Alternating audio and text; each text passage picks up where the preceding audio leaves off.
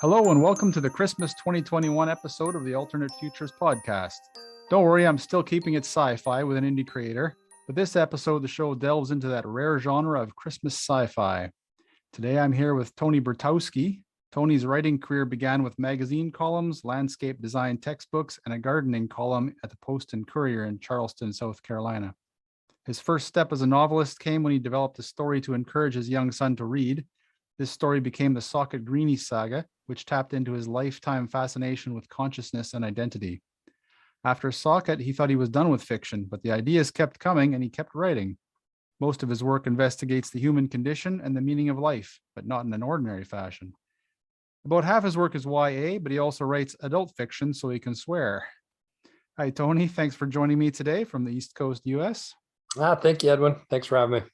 And I assume this is take two, just for my listeners. Last time my snafu meant I didn't press the recording button, so here we are again a week later. But I think that neither of us have any more snow than we did last time. No, and you know what was interesting about that, and we kind of mentioned this earlier, was I think every writer at some point loses a chunk of writing, and hopefully it's not an entire book, but when you lose that chapter or something like that, it is just the most painful thing of you're just never going to get those thoughts back. And my experience whenever that happens is just starting over from scratch, trying not to repeat what I did, and trying to hang on to those jewels that I think will never be around again. That's the trick, isn't it? To get your mentality over that idea that you'll never be able to phrase it the exact same way you did originally. No, and there's been times where I've had like fragments of something and I'm trying to like fill in around them, and it's just a disaster. It's that process of just letting it go. It's gone. And I mean, I became an obsessive backer-upper. I mean, as far as throwing my documents into a cloud as soon as I finish writing anything. Yeah, that's where I am now for sure. Everything's stored in cloud stuff. I went through a period where it just seemed like my computer or hard drives were crashing like every year almost back, and I lost so much stuff. Yeah. I'm so lucky I haven't had that happen, but one of these days. Yeah, well, hope not. Yeah, I hope not. So you got your start in writing through sort of nonfiction with magazine columns and landscape design. So how did you sort of fall into that area? The interesting backstory on that is when I was in grad school, man, I just couldn't write. I remember trying to put together the proposal for research, and it was just over and over and over. And I just could not do anything coherently. And I mean, I just kept at it, and eventually things came together and I was able to do it. And it really kind of started there. I think I was always interested in writing. And then once I had some skill set in it, it was always in the back of my head. So even when I finished grad school, which was all technical writing, then it was just, well, what can I do with this? And, and then I queried some trade magazines and got some columns written there, and it continued. I just got lucky with opportunities kind of falling my way, and always taking a risk to do it. When I wrote a proposal to write textbooks, and I had heard back from the publisher, and they accepted, and they said they didn't want two textbooks. They didn't want one, they wanted two. And I remember the panic I felt immediately after that, thinking, who the hell do I think I am?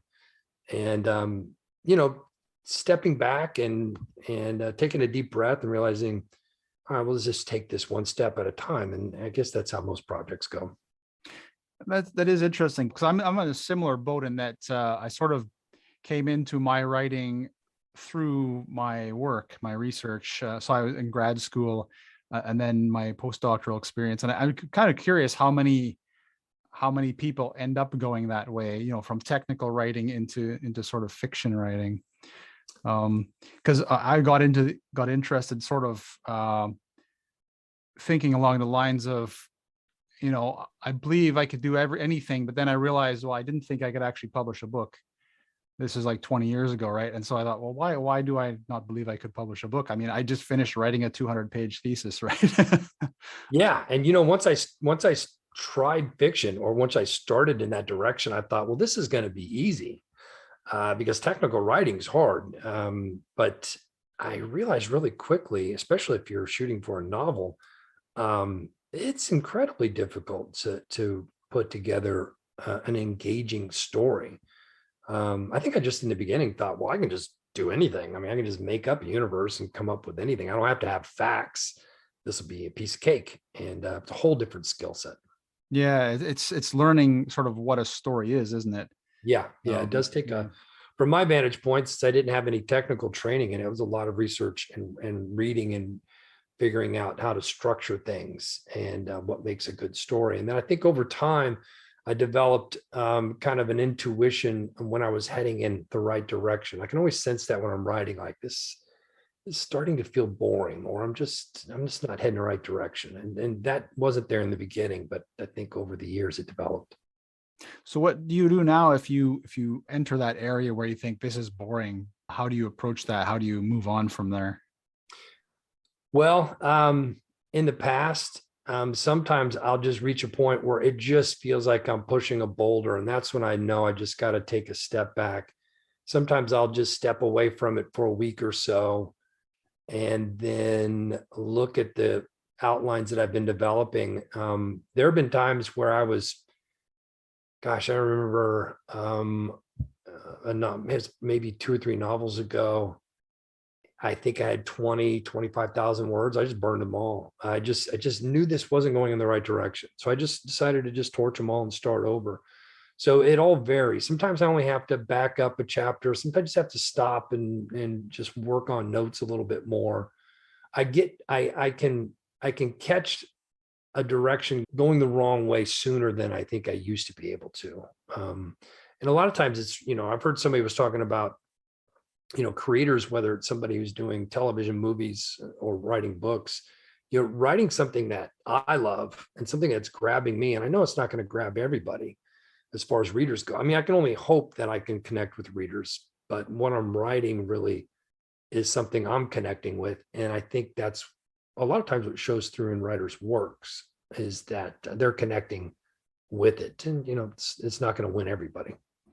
Yeah, I've heard that from other authors where if you're getting to the point where you're finding your own, let's say, scenes boring, then probably those scenes don't need to be there, and you need to go.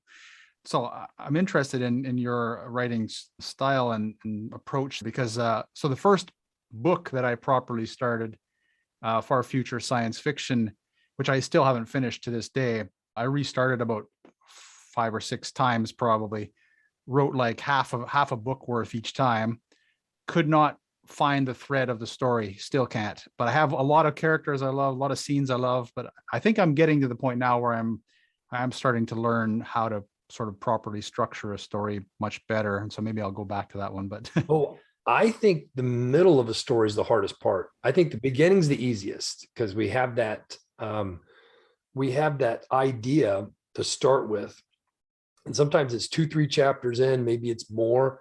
It's that middle part that I find the most challenging. And then the ending sometimes can be a challenge, but most of the time it's just slogging through the middle because you reach that point where you're like, okay, where's this going? How is this going to end? How does this all tie together? And I found that sometimes I just need a direction to start. And then as I'm writing, just interesting things pop up, a little side story pops up, and all of a sudden I've got a character, I can follow them, and it changes the whole direction of the story. So sometimes trusting that process. But yeah, that middle part, that's the swamp for me. I'm glad to hear you say that because that is my weakness for sure. I just find too many possibilities and I don't know how to weave through them very well.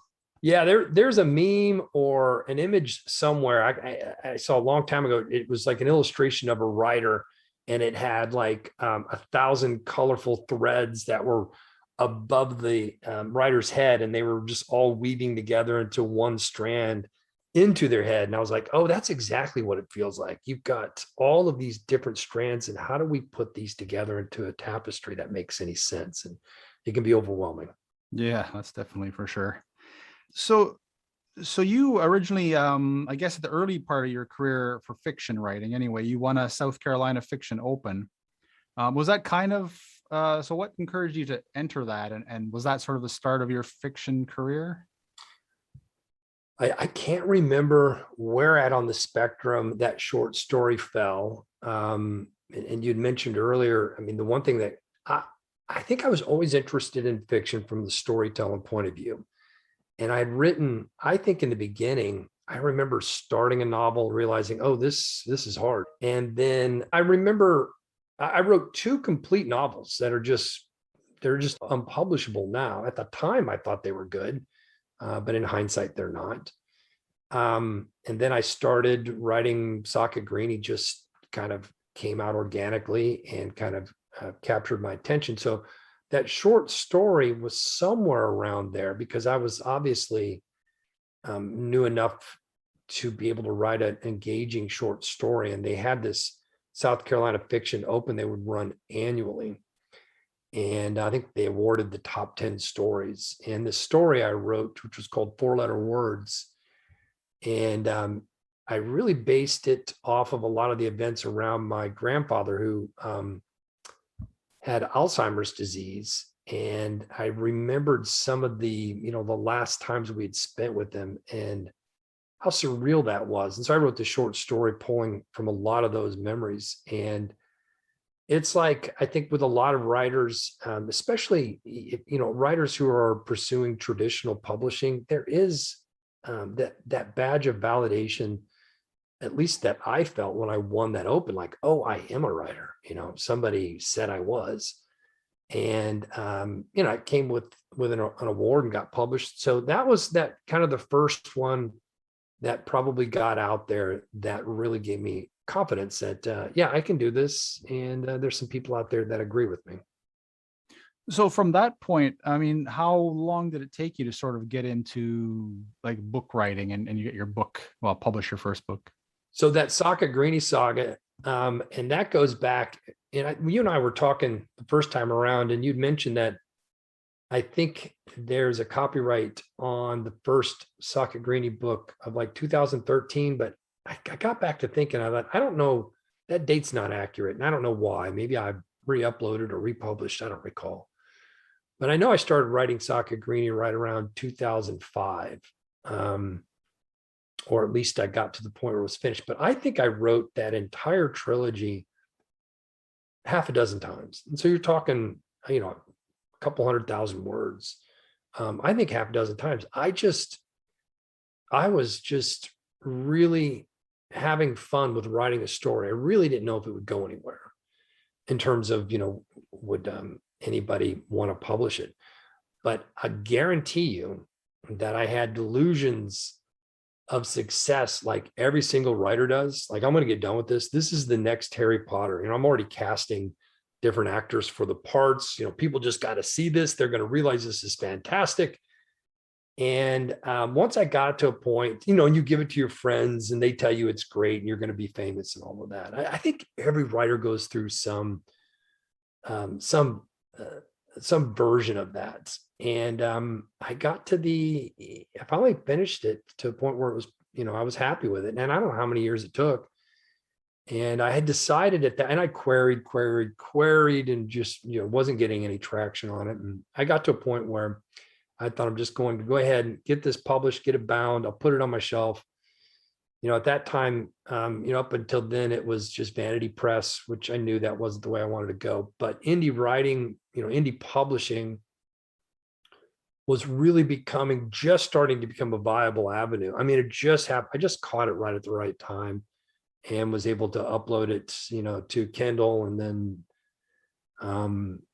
that was it. That launched that. And I really didn't think I was going to write any more fiction. I thought that was pretty much all I had in me. And then I think what a lot of writers find is, I don't know, just there's a little seedling of something pops up that takes root.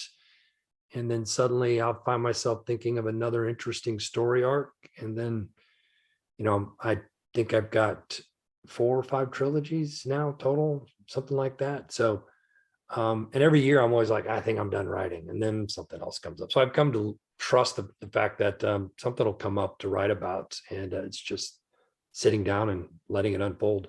So the first Socket Greenie then, Was that primarily published for yourself? In other words, to have a copy and like, I've finished this, like as you said, put on your shelf, or were you sort of really hoping to push it out there and like say next Harry Potter kind of thing? A little bit. Part of it was for myself, and then the other part was, really thinking that it was going to be a huge smash success, and also being aware that I was a naive, that it's a big pond and there's a lot of fish in it,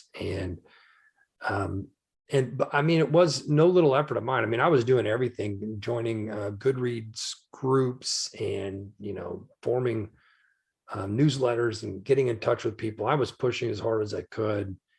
And I think at some point I think when I got my first BookBub, which in the early days of BookBub, I mean, that would just launch you into the stratosphere. I mean, that really puts you on the map, and now it's got less impact and it's harder to get one. But when that first launched, I realized, yep, this is probably what I'm going to be doing. It's just indie publishing.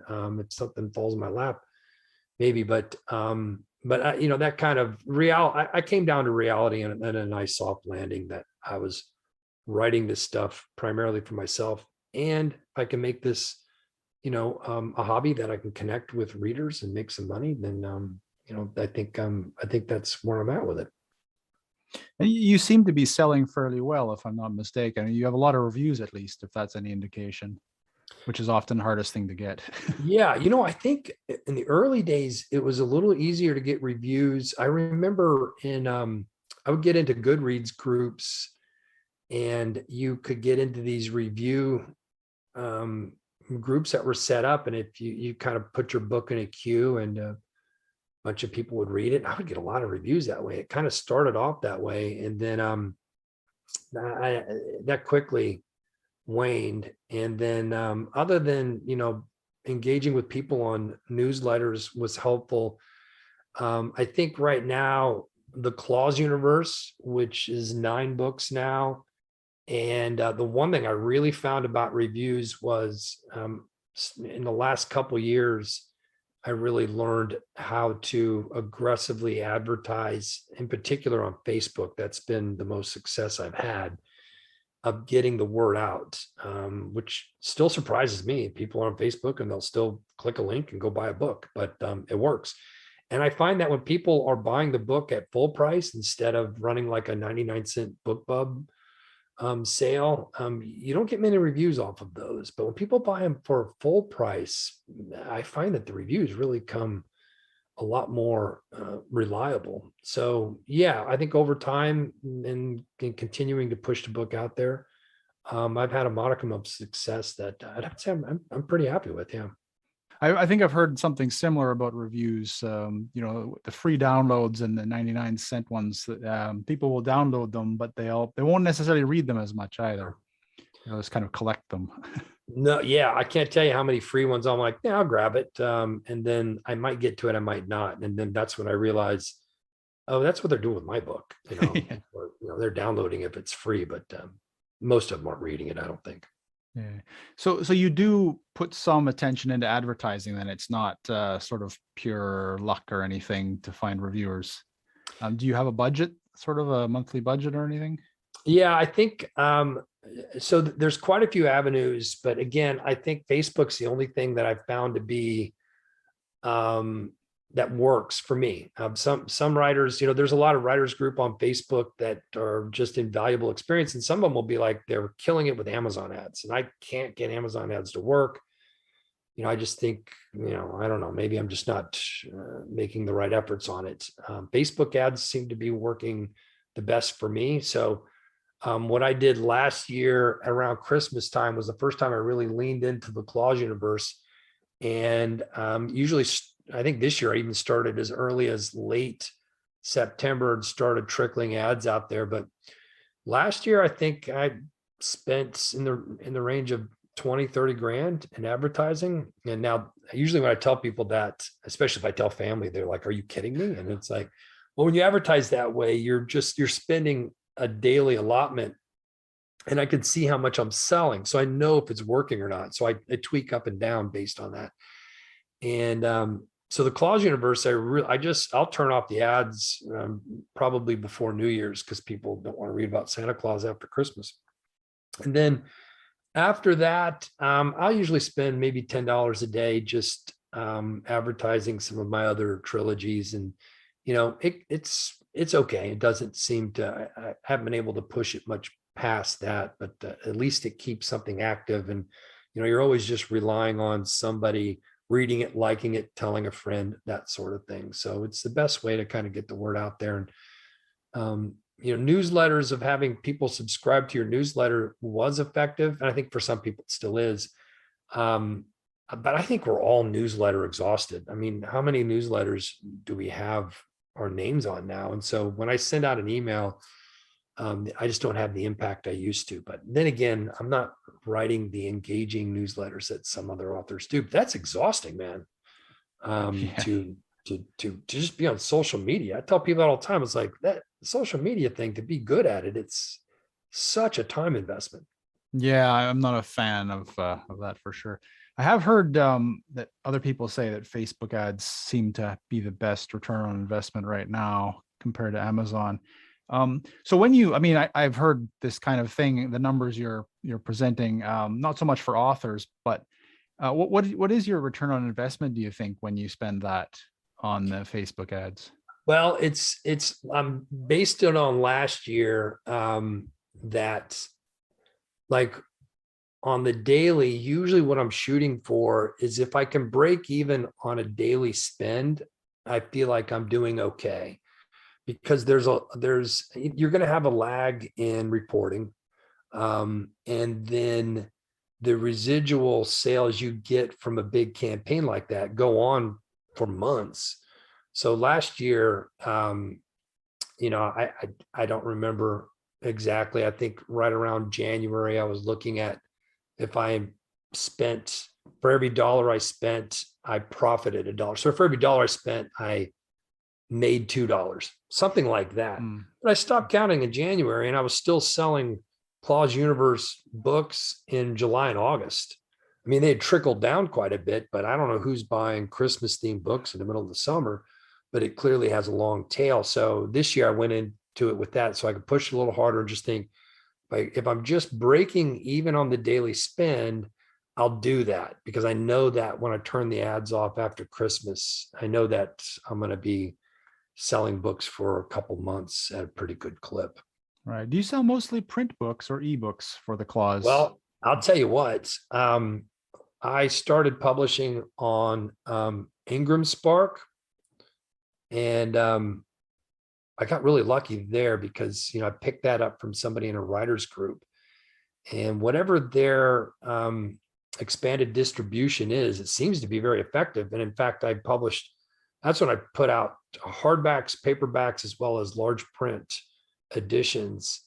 And I'd have to look at the numbers now, but I'm surprised at how many physical copies I'm selling compared to ebooks. I'm still selling more ebooks, and I'm in Kindle Unlimited. And the reason, and I know that's a point of contention between writers. Some are committed to being wide, having their books on many, many platforms. And then if you're exclusive to Amazon, then you take advantage of the Kindle Unlimited. And I used to be wide for a long, long time. And then I tried Kindle Unlimited, and as far as the profitability, it's for me, at least, it's just no question. So I've stayed exclusive to Amazon. I try to do some things for people who aren't on Amazon, but by and large, most people that I have as readers are on Amazon anyway. So a good bit of what I'm doing is still the electronic version. I'd guess maybe 2/3, maybe a little bit less, is going to be ebooks or Kindle reads. Yeah, because I was wondering, with a Christmas book, then you could think parents sell it or buying it for their kids for Christmas or something. That is a big chunk of it, is people buying them as gifts. And the real profitability comes from the fact that the Claus-verse has 9 books. I mean, I'll have people message me and go, where do I get these? My granddaughter would love all 9 of these. Of course, I'll shoot them all the links, and say, absolutely, they'll love it. Have you put a 9-book box set yet? Well, I had toyed around with the idea, but the only downside is on Amazon, as soon as you price something over $9.99, your profit margin goes from 70% down to 35. I think I got that right. Yeah. So I guess it's Amazon's way of discouraging high prices. I think the traditional publishers must have struck a deal with Amazon because, they price their books above $9.99 all the time. So for me, it just wouldn't be profitable to bundle them in the number of books that would cost more than $9.99. So I've just been doing trilogy sets, and so I got 3 sets, and I'll probably keep doing that. Right. I was thinking the same thing you were with the big publishers, because it does seem they must have a deal. So how much do you sell each book for then? If you manage to sort of box them in a trilogy for $9.99. So individually do you price them for like $4.99? Is that kind of the... Yeah, all my individual books are $4.99, except for the first book in a series, and I'll price that at $3.99. And then I got a handful of like short stories that are like prequels that are free. So I put that out for somebody who just wants to test the water and see if they'll like it. All right. So you don't do a perma-free book, but you sort of write short stories in the same universe and give those out. Yeah, I did the perma-free books. I've tried that. I just didn't know how effective that was. And so I put the little short stories out. And for me as a reader, I just want to know if I'm going to jibe with the writer's voice. And if I do, then I'd be happy to buy the first book. So sometimes those just getting a free short story is all I really need. And so that's why I put that out. So is that also on Amazon, the free short stories? Or... Yeah, there's a short story for, I think, every one of my trilogies. Yeah, there's a free one out there.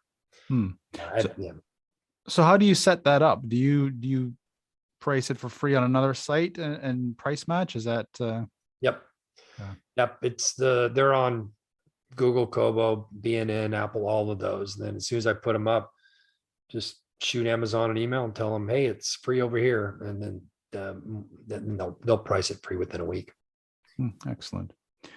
So what inspired you then to go into sci-fi versus some other type of fiction? Well, I think that all started when I was a kid. My grandfather was a steel mill worker. He actually immigrated over when he was 2 from Lithuania, and started working when he was, I don't know, 12. And so he never had any formal education, but he had books. He was just an avid reader, and it was all science fiction. It was really hard science fiction too. It was Asimov and Piers Anthony, and just everything on the shelf. And I remember being a young kid and just being first attracted by the covers, and then I would start reading some of them. And what that really seemed to do for me was generate some interest in. For me, it was science fiction from the point of view of consciousness, identity, who we are, why we're here, big picture type questions. I really seem to gravitate towards that type of science fiction more so than space opera. And so that was always in the back of my head. And I don't know if I really wanted to write stories. I just was always gravitating to those types of stories as a reader. And then when I was in my early 20s, I started practicing Zen, and have for the rest of my life. But I was really involved with Joko Beck, who was a teacher with San Diego Zen Center, and really involved with doing a lot of retreats then. And that really kind of got my really diving into, again, my interest in the big questions. And I think that those two things really seem to be a big part of the stories I really like and the stories I really want to read. And I think, the follow-up question to that would be, well, why are you writing young adults? And I think for me, the 20s were, like for a lot of people in their 20s, it's a tough time in a lot of our lives as far as figuring out who we are and what we're going to do. And I felt like there was a lot of stories out there that could help make sense, or at least help people kind of identify with that struggle and not feel so alone. I think that's where Sakagrini started from, was the from that struggle of being young, and then creating an engaging story that has all of those threads mixed into it. Because you also write some adult fiction, and which one do you prefer more? I mean, do you prefer sort of exploring your place in the world, or as you mentioned earlier, is the cussing kind of overcoming that? Yeah, both. I think there was a point when I was writing, I just was like, I just want to cuss. I just want all the guardrails taken down. And now I don't care anymore, because I'm just primarily writing the Claus universe. And I don't cuss at all in that, because it's for a very young audience. And so I think I got through that. I think, there was certain books that was more for an adult audience, that, and again, just to be able to cuss. I never got into any sexually explicit scenes, but the ones that were my favorite, there was, what comes to mind probably more along the adult lines, was the trilogy, the Halfskin trilogy. So the Halfskin trilogy started with just a leap into another universe, as far as synthetic stem cells became a viable option, and so we could use those to replace our organic skin cells. And then slowly, if they took over our body and we were more machine than we were organic, then would we be the same person? And what does that mean? So I explored that whole thing over 3 books, and I just enjoyed the hell out of that. That was a fun, almost like a thought experiment as to what exactly makes us who we are. I mean, do we define ourselves by our organic origins, or are we something else? And are we somehow sullied if we're less organic? So anyway, that's where I talk about like writing things for my own self, where I just kind of enjoy the whole thought experiment of it all. And I mean, I could have written that for a young adult audience, but that one just had a little bit more edge to it that seemed to lend itself to a little bit more dicier scenes and language. It's definitely a theme I think we're going to be dealing with more and more in the coming years, as our technology merges with our bodies in a way. Yeah. You have a lot of interesting themes in your books, but this is the Christmas show, so let's delve into your Christmas series. This is the Claus-verse. So currently stands at 9 books. Is that correct? Yeah, that's correct. Yep. And you've told me previously that you are in the process of writing the 10th, and the 11th is already in your head. Yeah. So I think I finished up. I was trying to release it by usually in November. And so I finished up book 9 completely, I think, by the end of August. And so my full-time job, I'm a teacher. And since the pandemic, I've had a lot more to do getting things converted into an online format. And so I haven't been writing as much, which is fine. My projects seem to be done, but right now I'm like, hey, I got plenty of time to get book 10 out. And so I started writing that probably starting in September. Even now, I think I'm only 2/3 of the way through it. I'm like, maybe I got to pick up the pace here. So yeah, 9 are in, and the 10th, I've already kind of know where that one's heading. And the 11th, I kind of have an idea of what that might be. So I really like to stay ahead of the game. I'm not one of those people that can write with a deadline crashing down.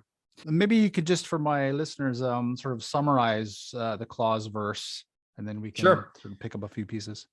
So the Claus universe started when we were visiting family, and my nephew at the time was like 6 or 7, and he was telling us with an absolutely straight face that Santa Claus and his ninja elves would come to visit his school. And at that age, really, I think he really thought we were buying into it. And then I don't know why at that moment it hit me, it'd be interesting to do would be write a novel from a science fiction point of view the Santa Claus. I wasn't thinking of cashing in as much, but it just seemed interesting as to, well, let's approach it that Frosty doesn't just put on a magical hat. Well, why is there a snowman that lives?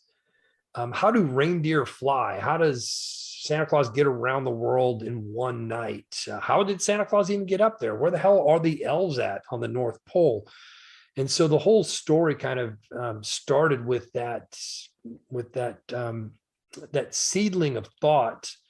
And what was interesting was, and my wife reminds me of this, is when I was a kid and I found out the truth about Santa Claus, I was furious with my parents. I mean, I was livid that they were lying to us all this time. And, here I am writing these stories and saying, hey, this is what's happening. But I always say, well, listen, I think when my kids were growing up and they asked about Santa Claus, I said, hey, what do you think? And they said, I don't think he's real. And I said, hey, welcome to the club. Let's have some fun. So I approach it from that point of view. And so the first book really it's called Claus, Legend of the Fat Man. And of course, I'm looking at some historical context of, what was the first expedition up to the North Pole? When did that take place? I named the main character Nicholas Santa.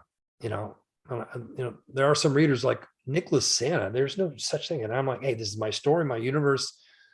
I'm taking a different bent here. And then I started thinking of it, well, if we've got somebody who lives on the North Pole, it's cold. Of course, they're going to be heavier set. Of course, he's going to be overweight, just given the fact he's going to adapt to the cold. And the elves that lived up there had been around since the Ice Age, and they're technologically advanced. They live within the ice shelf, and they have all of these things that keep them hidden from the world. And they've kind of been humanity's stewards, watching them secretly. And then why does Santa Claus give presents? Things of that nature. So I kind of kept this thread of, oh, here's a cool thing that we always talked about growing up. Let's put a scientific bent on it. And there's a character that despises anybody who calls Christmas magical. And he said, magic is only a phenomenon you don't understand. It's not magic, it's science. And so, here we got these race of elven that understand things from a technological point of view. And now we're at a point where we've been to the North Pole. We know what's going on. And, what kind of elements what challenges does that make for this kind of universe? And so it started off very much towing the line of Santa Claus and stockings and how he stops time. And then I started taking, figures one at a time and writing a story around them. So for instance, book 3, I named Flurry. So Flurry was a snowman that lived. So instead of Frosty, this is Flurry the snowman. And Flurry is a snowman that lives because he's this softball sized orb that can generate an electromagnetic field. And this gravitational field will pull snow around him and build a body around him. So it's not this magic hat, but it's actually the actual intelligence is existing in this orb. And then, what does that mean?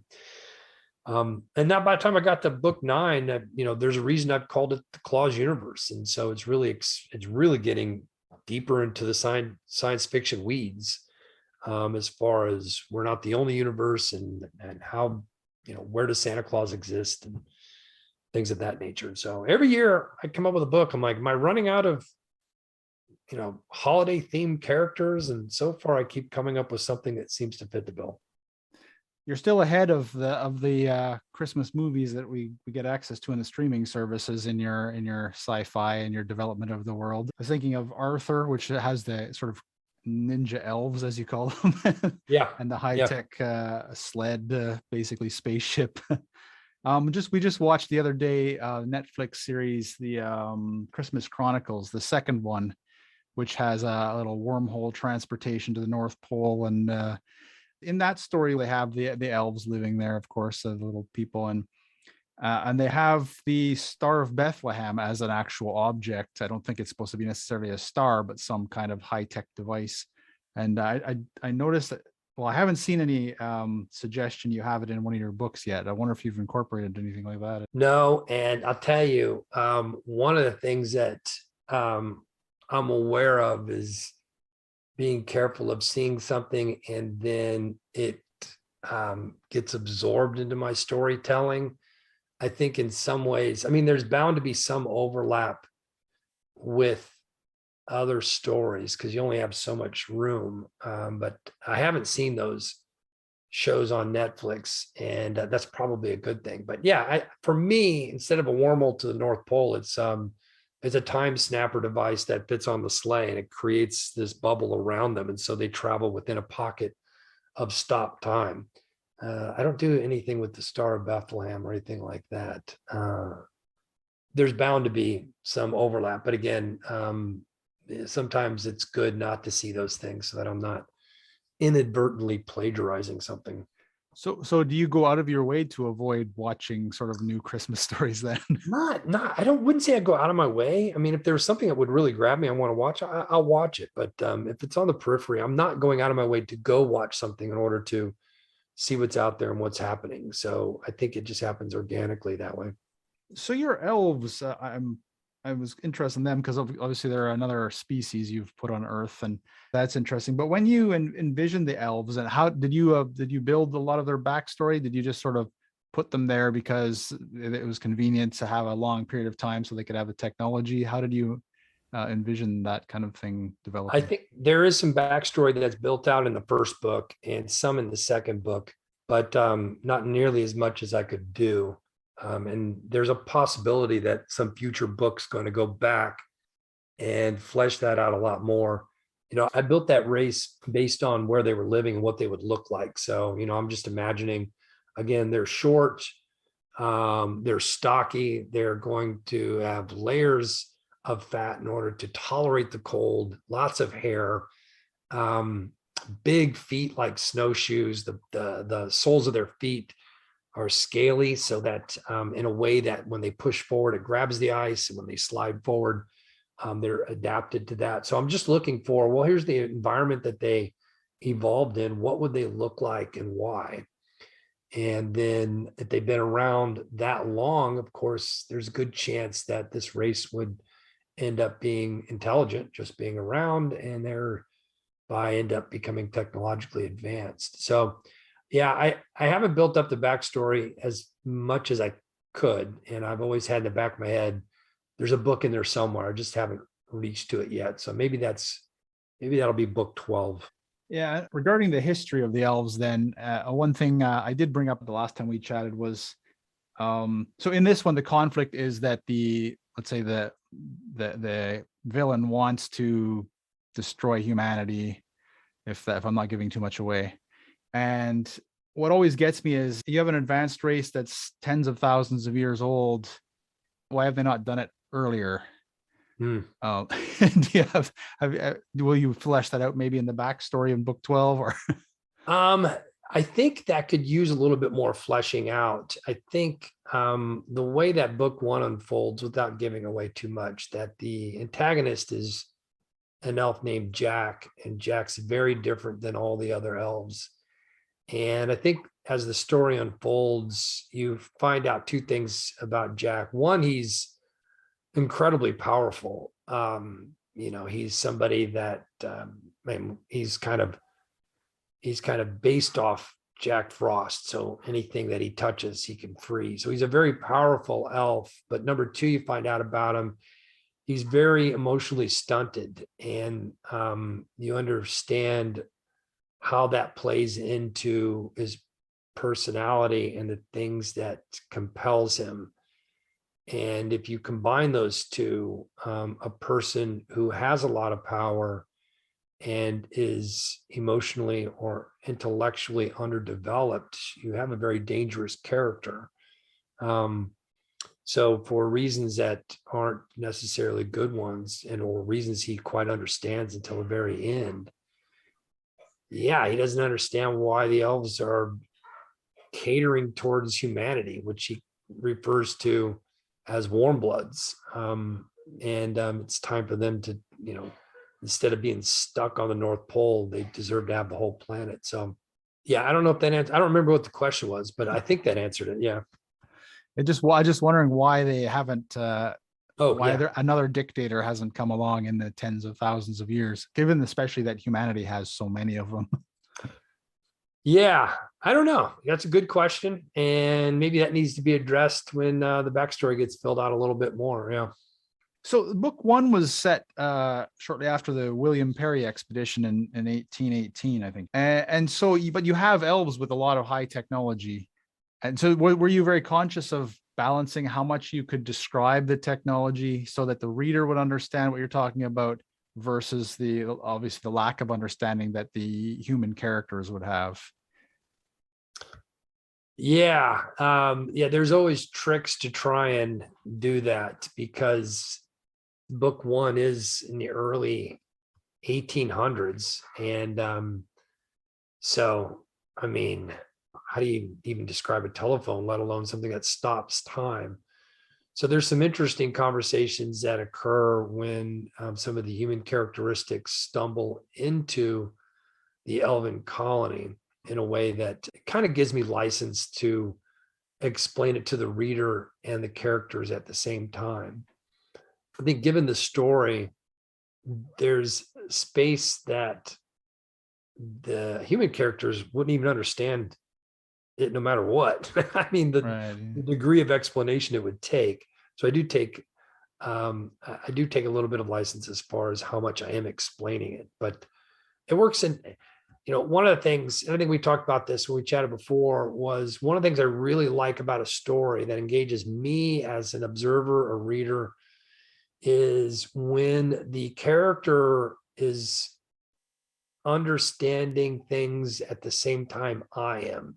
Sometimes when you just have a character wake up and doesn't know how he or she got there. And if I can always write from that point of view, I always feel engaged. That's the tact I always take that I find most effective for me at least. And so, that first book where they're learning about what all this is because they've stumbled into it, that's a gold mine to kind of discover this new race and what it all means and the civil war they've stumbled upon.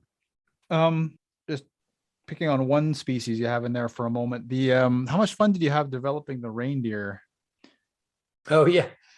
Yeah, the reindeer was a lot of fun. And I'll tell you why. Well, I had given them the ability to fly based on helium bladders. And you had brought this up with me, and I've had other readers bring it up too. And that was why weren't they hydrogen bladders? That seems more feasible. And my response is always, yeah, you got a good point. Of course, then the argument to that is we don't want reindeer exploding over the houses should something go horribly wrong. But so that was fun in the sense of the role that the reindeer play.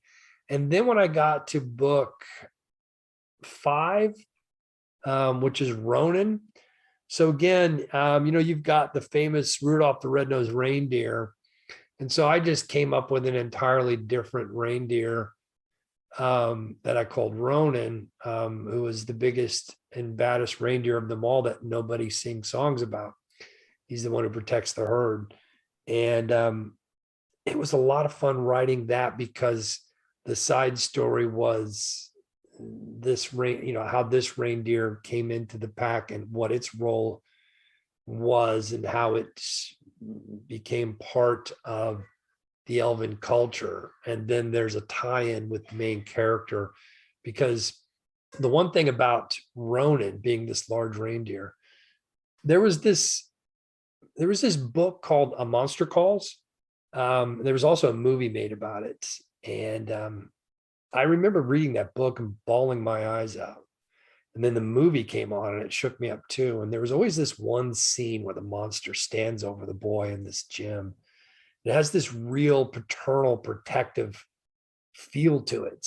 And from my experience, I really connect with that kind of that protector, especially, if you're, growing up and, a boy and trying to find masculinity and what that means and being tough and protecting myself and others. And then this thought of having something that would protect me.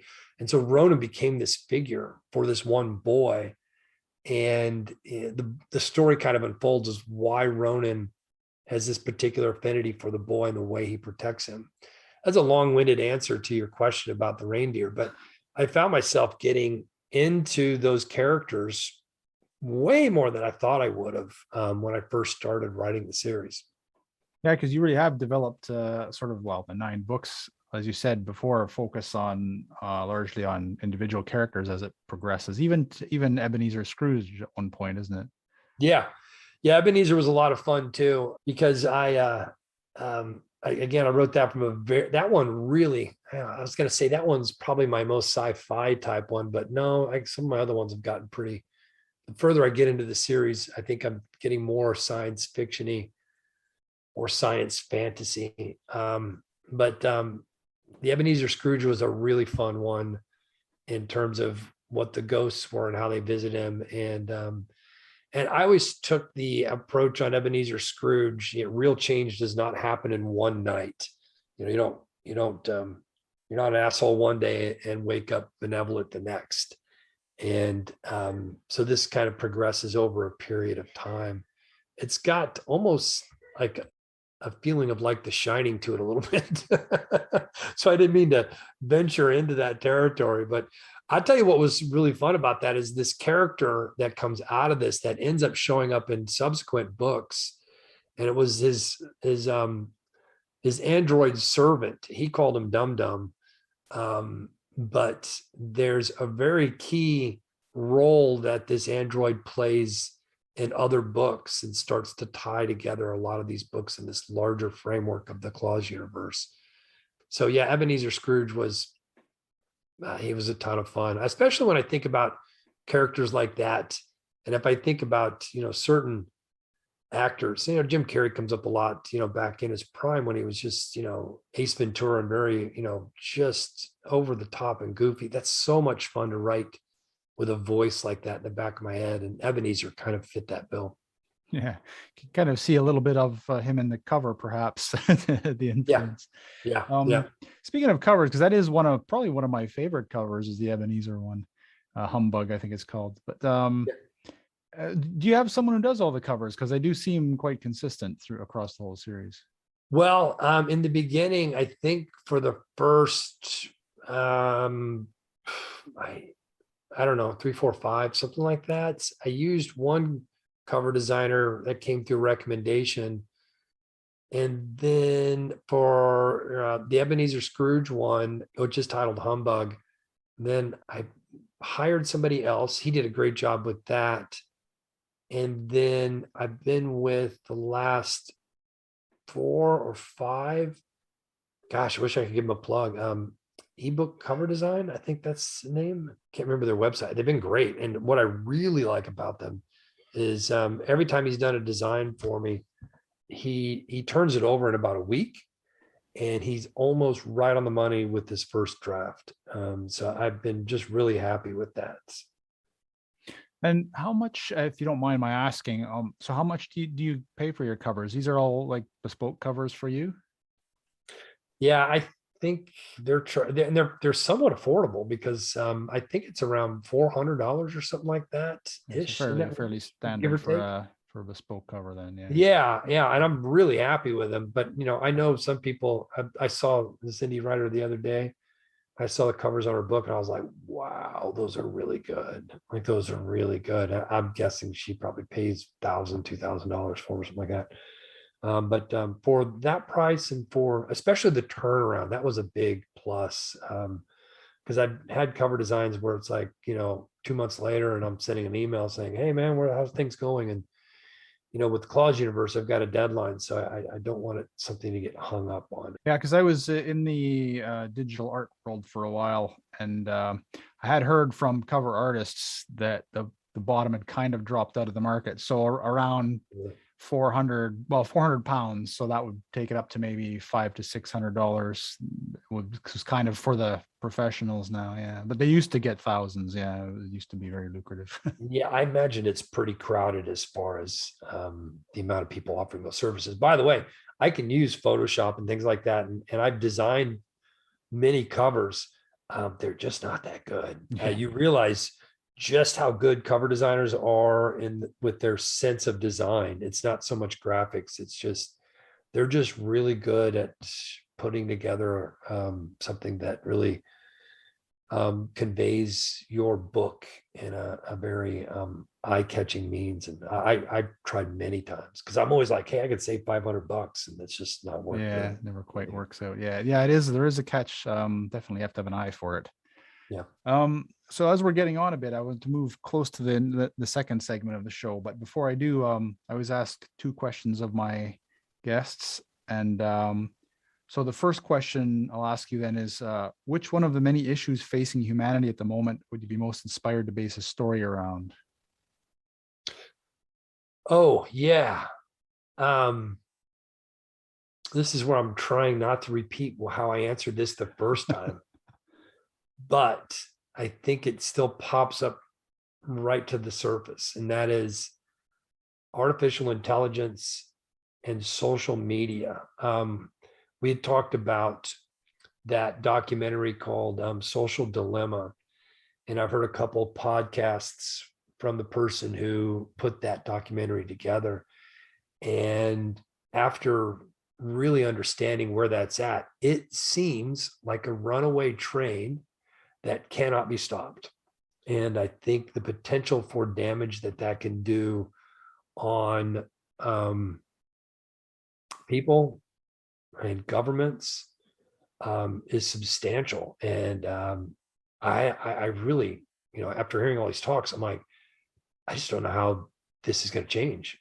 So I think that, as odd as it sounds, I think that probably is one of the biggest ones. And I know there's a lot out there as far as climate change and nuclear weapons, things like that. So I'm not taking away from the bigger issues, but that's just the first thing that pops in my head. I think this is a real issue. Now, I don't know, there are some like Sam Harris that believes that artificial intelligence is the meteor that's heading towards Earth, and we're just watching it come. And others don't fall in that same line. I don't know where to fall in that, if artificial intelligence will be dangerous or not, but I think it plays some role in social media and what that might mean for, here in the United States, democracy, what kind of impact is that having? And it seems to be having a significant one.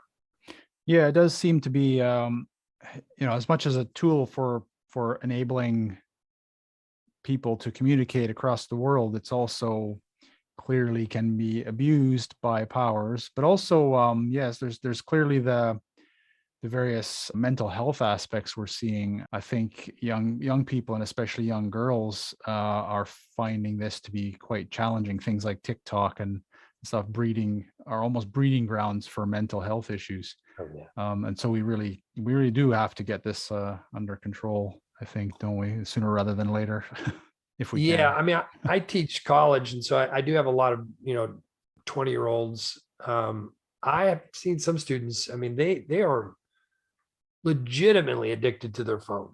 There's just, they cannot go, it seems like 20 seconds without looking at their phone. And so that's that, there's some issue there. Like you said, social media is, for what it's good at, it's great, man. I can keep up with people that I ordinarily wouldn't. But I think it's all those other things that's going to be problematic. So the second question that I ask everyone is, thinking again of the myriad issues of facing humanity, so biological, medical, technological, anything you can think of, basically. Which one of those issues concerns you the most and would be the one you hope we get right moving forward? So, it could be the same answer, some quite often is, but give you a second chance to answer something else. I think designer biology is going to be interesting on how that unfolds. There's a lot of interesting things out there already happening. And I understand it to some degree. And even that tells me I don't even know the tip of the iceberg, but our ability to effectively alter genomes, and then at what point does this start to look like that half skin trilogy I was talking about, where we can create designer babies? I think it's going to be a real ethical and moral quandary in terms of how we approach that and how that ends up impacting us as people and then our society, because then you're going to have the people who can afford it and those who can't. So if you can afford genetic manipulation that makes you smarter, faster, stronger, then that gap between the wealthy and others is going to just continue to widen. So I think the impact is going to be much, much broader. There was a question somebody brought up, and it's so interesting to think about this as a thought experiment. But if it goes something like, if your unborn child was diagnosed with Down syndrome, or pick something, right? And it was going to be difficult for this child. If you could push a button and take away that disorder, whatever it might be, would you push the button? And if that question is posed to me, I'd say, I'd push the button. What do you mean? I can solve that DNA sequence by pushing a button? Yeah, we can do that now. Great, push the button, and the child comes out without the disorder. And then on the other hand, I've got a friend who has a child who's now 2, I think, who has Down syndrome. And when he talks about this child, he's just like, it's the greatest thing that ever happened to us. This kid is just the most joyful person you'll ever meet. And I know that those things bring with them their own challenges, but I can't answer that question as far as, if we have the button, will we push it or not? And I think that's just going to make things harder and harder to make that decision. Even as simple as, we've got a dog that's got some issues, and, we could easily, make the decision on when we can end his suffering. But when do we do it, or do we just let him just keep living until he just stops breathing? Yeah. I think I got way off the answer there. Well, not necessarily, but those are interesting subjects. Because also for me, an interesting question is, so many of us, I think, find our children to be, great joys, especially when they're young, right? And then you're like, well, what happens when this child reaches a stage of life where they start finding everything very difficult? And then you have to watch them suffer essentially at that stage. So you're trading one thing for another, which is another question. But even trickier is because my wife has to deal with, she's a neurologist, and she has to deal with certain issues of, for example, people who have a certain percentage chance of having a disease. So let's say you have a 50% chance of passing on the disease that you've just discovered you have. Or let's say this is cases that have happened is let's say you're 60 and you discover you have a disease that's not really affecting your life too much, but you've already had children, and your children now have 50% chance of having that disease. Do you tell them, which will affect them having children, right, and all this stuff. And then again, there's a, would you push the button thing if you were already pregnant kind of thing. Right. It's definitely an interesting subject. Hey, somebody told my wife and I, when our kids were little, they're like, hey, it gets way harder the older they get. And we thought they were out of their minds because it was so hard when they were little and not sleeping. And guess what? It is harder. Years came by. It is harder. Yeah. Yeah, exactly.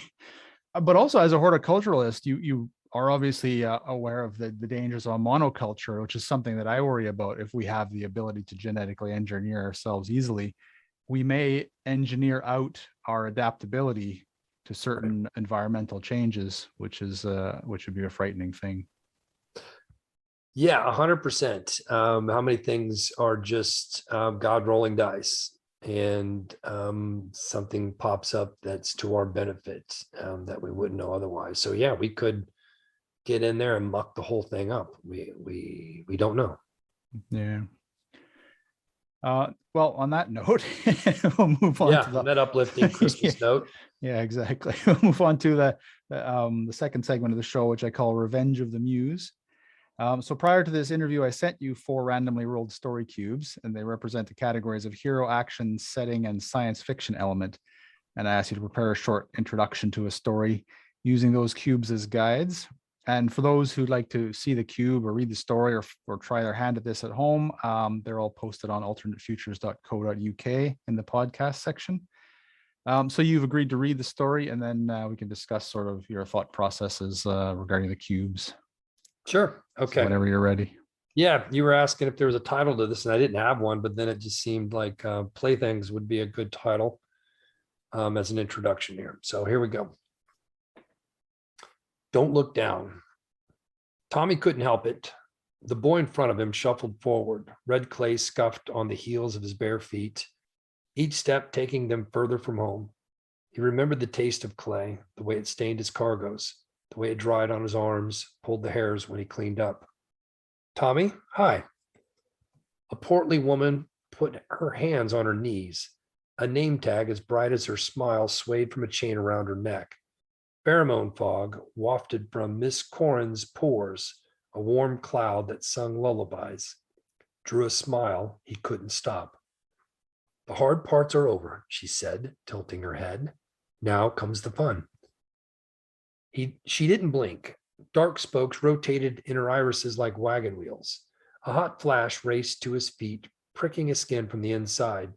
She scanned his personals, his name, where he was from, why he was chosen, verified who he was. Look her in the eye, don't hide, and act nervous. The nervous part wasn't difficult. He'd practiced this part, staying open for them to see who he was while hiding things he didn't want them to see, hiding things in a way they didn't know he was hiding them, open and transparent with a camouflaged secret in plain view. But his heart thumped a drumbeat he couldn't control. Okay, good. What did you bring? He peeled the straps off his shoulders, pulled the flap open. She peered inside the backpack, her red lips forming an exaggerated circle as she reached inside, pulled out a rubber ball the size of a wild melon. She shook it to see if there was something inside it. Nothing rattled, its contents firmly seated. The boy behind him snickered. The ball was a plaything, a child's toy. Okay, good, she said, but you can't bring the backpack.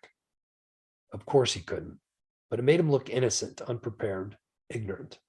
She dropped the backpack in a bin and buckled a vest around her waist, over his shoulders. It was yellow vinyl with embedded circuits and a circle on his chest. This is your team tracker. It'll keep you safe. That wasn't what it did. He could feel it make neural connections through his skin, triggering a cascade of tension like wires twisting in his brain. His left eye twitched. She pretended not to notice. Take this. She handed him a blunt stick as long as his leg. You'll go down the corridor on the right till you see the rest of the boys.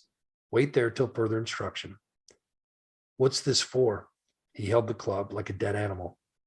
Her smile brightened. It's for fun. He left Corin to greet the next boy in line, went down the concrete hallway. The air, damp and sticky, smelled like cleaning supplies. Moisture seeping through the floor like haunted spirits. Voices echoed from the end where other yellow-vested boys gathered at a bay door, each of them with a smooth stick, some with it yoked over their shoulders, others swinging it like a club. Tommy dragged his stick on the floor like it was heavy. They each had their free item, a helmet, netting, or other random things that could be found at a yard sale. Their laughter was a thin skin stretched over spikes of anxiety. They pretended to know what they were doing, taught what they could expect to happen, but no one knew what this was about. No one ever did. That's awesome. Thanks. It almost feels like it could be the beginning to another story in your Unreality trilogy of trilogies. Yeah, when I was writing that, I was what I didn't want it to seem like is the boy was carrying in a bomb, because that's not what this was going to be. So yeah, I had loosely sketched out if I was going to continue, it was going to be something that would be transportative or some sort of reality, change reality in some way. But anyway, yeah, I was careful. I didn't want it to seem like he was going in there to bomb the place. Yeah. So could you just take us through the process, or what inspired that story from the cubes then? Because it's a very high tech story, and most of the cubes are fairly low tech, with the exception of the sci-fi one. So I'm just curious. Yeah. So I think I'm always just looking for something that I'm going to be interested in, something that can be tight. And a lot of times that worked out well because it was just like, okay, I got 4 elements. Let's see what pops up. And there were several ideas as far as exploring somebody with a backpack walking through the woods, discovering something, or maybe there's some confrontation, but all of that sounded boring and nothing that you could quite conclude in a short introduction. Like a lot of my stories, I don't know how I got to what I ended up writing. Like I don't remember, but I think what guides me, like I said earlier, what guides me with a lot of stories is the character discovering along with the reader. And then also if there's an undertone of something's going on here that I don't quite understand, where the boy is talking about how he practiced it. Nobody really knows what's going on.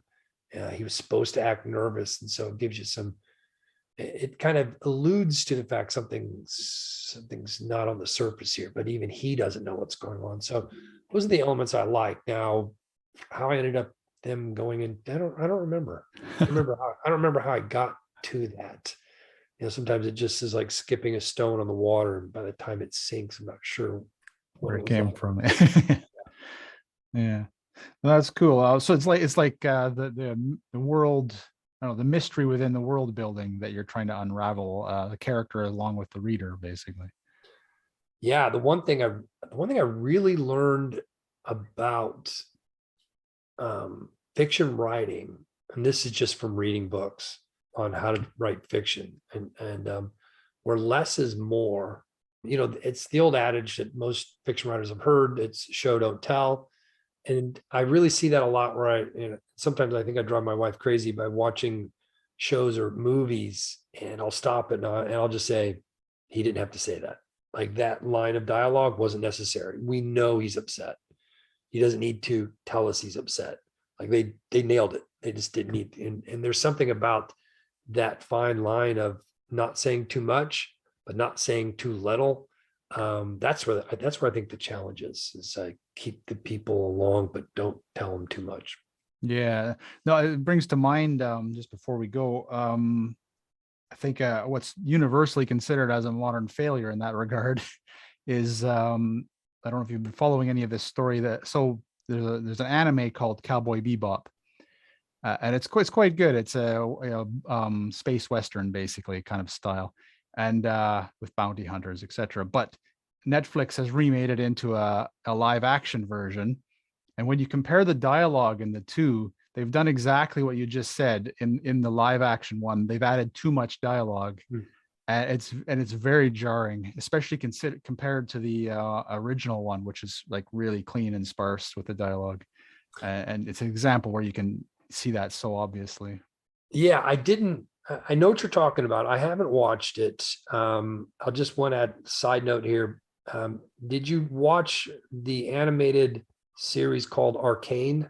I've started watching it. Yeah, it's quite good. I thought I thought the storytelling in that was fantastic. And I'm not even an animated fan of a series. That's not usually my go-to. And I just saw it was like 100% on Rotten Tomatoes. I was like, well, let me check it out. I think the storytelling was along those lines. It was really well done. It didn't overdo things. Yeah, helps that the animation and the graphics are very good as well. Phenomenal. Yeah. When are we going to reach a point where we don't need actors? Yeah, we can just animate them and not know the difference. Yeah, it's probably getting close, to be honest. But if everyone uses the deep fakes, yeah, then we can deep fake ourselves and just phone in our interviews too, can't we? Anyway, I think that's about all we have time for today. So perhaps before we go, you can tell us where to find you online, what you're working on at the moment, and maybe if there's any upcoming events you'll be attending. Yeah, you can go to my website and you can even find my contact there. My website is bertauski.com, Bertauski. And usually I'll post updates on that occasionally, or you can find me on Facebook. Just search my name. Usually I usually will check Facebook for messages on a daily basis. So if somebody messages me there, I can catch it there. But if you want all the links to stuff I've written, yeah, my website will get you everything you need to know there. As far as any projects I have going on, yeah, it's working on 2022 Claus-verse. Depending on when I finish that, I mean, I got some other stories bouncing around, but a lot of that just depends on, hey, if I've wrapped this book 10 up and I've got some extra time, I might chisel out something else that's been bouncing up and down. But that's it. Awesome. Yeah. No, I'd love to have you back. Well, maybe next Christmas or maybe sooner to talk about some of the other books and the themes of your other series as well. Sure. But Tony Bertauski, thanks for joining me for my first Christmas episode. You bet. Thanks, Edwin. Thank you for listening. Transcripts of this and all episodes are available at alternatefutures.co.uk, as are the StoryCube images and original story openings written by my guests. If you've enjoyed this, why not share it with friends and other sci-fi fans you know? If there are any indie sci-fi creators you'd like to see featured, send me a message at podcast@alternatefutures.co.uk. Finally, if you'd like to support this podcast financially, you can do so on Subscribestar. Just search for Alternate Futures. There you can find extra discussions and information that hasn't made it into the final edit. And thank you once again for listening. I hope you'll join us on the next episode.